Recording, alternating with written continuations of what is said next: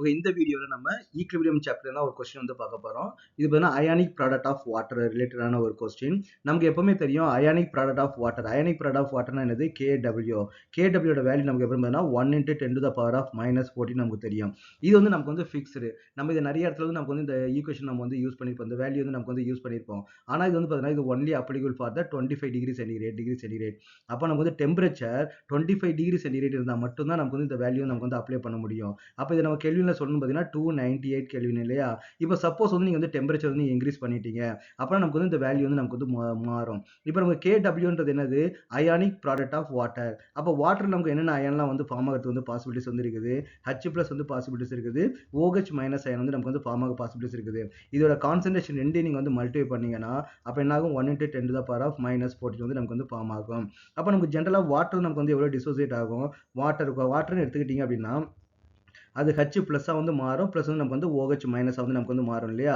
அப்போ எத்தனை வாட்டர் வந்து டிசோசியேட் ஆகுதோ அத்தனை H+ தான் ஃபார்ம் ஆகும், அத்தனை OH தான் மைனஸ் ஃபார்ம் ஆகும். அப்போ நம்பர் ஆஃப் H+ அயனும் நம்பர் ஆஃப் OH- அயன் எப்படி இருக்கும்? ஈக்குவலாக தான் நமக்கு வந்து இருக்கும். ஓகேவா? அப்போ H+ மட்டும் அதிகமாக OH- கம்மியாக நமக்கு வந்து ஃபார்ம் ஆகாது. அப்போ அமௌண்ட் ஆஃப் H+ம் அமௌண்ட் ஆஃப் OH- நமக்கு வந்து ஈக்குவலாக தான் இருக்கும். அப்போ நம்ம என்ன பண்ணுறாங்கன்னா இந்த ரெண்டையும் நமக்கு வந்து மல்டிப்ளை பண்ணும்போது 1 × 10⁻⁻14 வந்து வருது. அப்போ H+ எவ்வளோ இருக்கும்? 1 × 10⁻⁻7 வந்து இருக்கும். இன்ட்டு OHோட கான்சன்ட்ரேஷன் எவ்வளோ இருக்கும்? 1 × 10⁻⁻7 வந்து இருக்கும். அப்போ அந்த ரெண்டையும் நீங்கள் வந்து மல்டிபிகேஷன் பண்ணும்போது 1 × 10⁻⁻14 வந்து இருக்கும். இட்ஸ் ஒன்லி அப்ளிகபிள் ஃபார் வந்து 298 கெல்வினுக்கு மட்டும்தான் இது வந்து அப்ளிகபிள். சப்போஸ் நீங்கள் இப்போ டெம்பரேச்சர் வந்து நீங்கள் வந்து இன்க்ரீஸ் பண்ணுறீங்க. அப்போ டெம்பரேச்சர் இன்க்ரீஸ் பண்ணும்போது நமக்கு என்ன ஆகும்? டிசோஷன் நமக்கு வந்து அதிகமாக வந்து நடக்கும் இல்லையா? இது வந்து ஒரு சொலுபிலிட்டி மாதிரி தான். இப்போ நீங்கள் உப்பு வந்து தண்ணியில் கரைக்கிறீங்க, ஒரு அமௌண்ட்டுக்கு மேலே கரைய மாட்டேங்குது. அப்போ என்ன பண்ணுறீங்க? இன்னும் கொஞ்சம் ஹீட்டை கொடுத்தா என்ன ஆகும்? இன்னும் கொஞ்சம் நிறைய வந்து கரையிறது வந்து பாசிபிலிட்டிஸ் இருக்கு இல்லையா? அதே மாதிரி நீங்கள் ஹீட்டை கொடுக்கும்போது அப்போ அந்த வாட்டர் என்ன பண்ணா கூட கொஞ்சம் வந்து டிசோசியேட் ஆகிறது வந்து நமக்கு வந்து பாசிபிலிட்டிஸ் வந்து நமக்கு வந்து இருக்குது. ஓகேவா?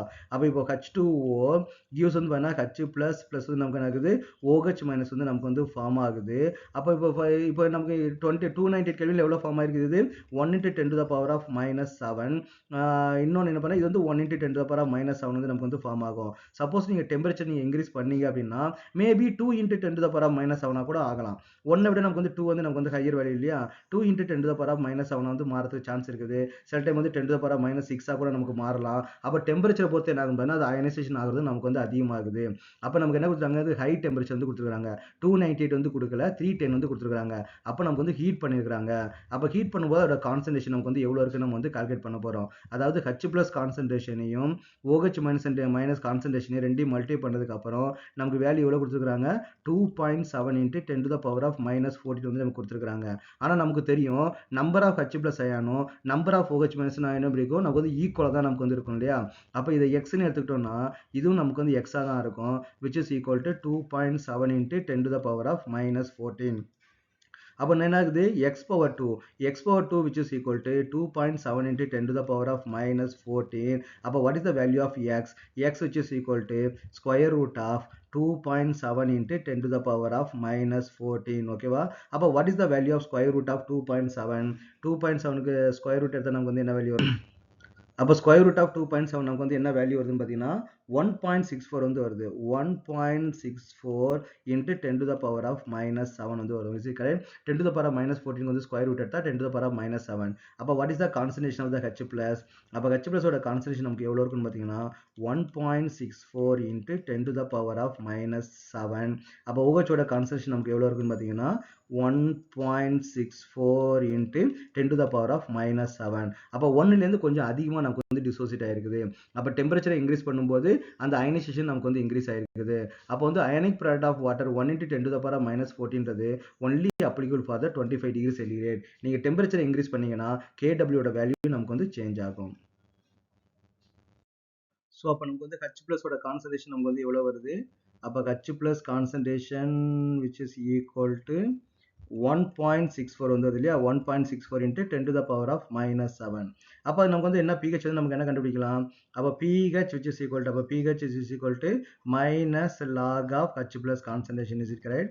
அப்போ H+ concentration அப்போ என்னன்னா minus log of 1.64 × 10⁻⁻7. Is it correct?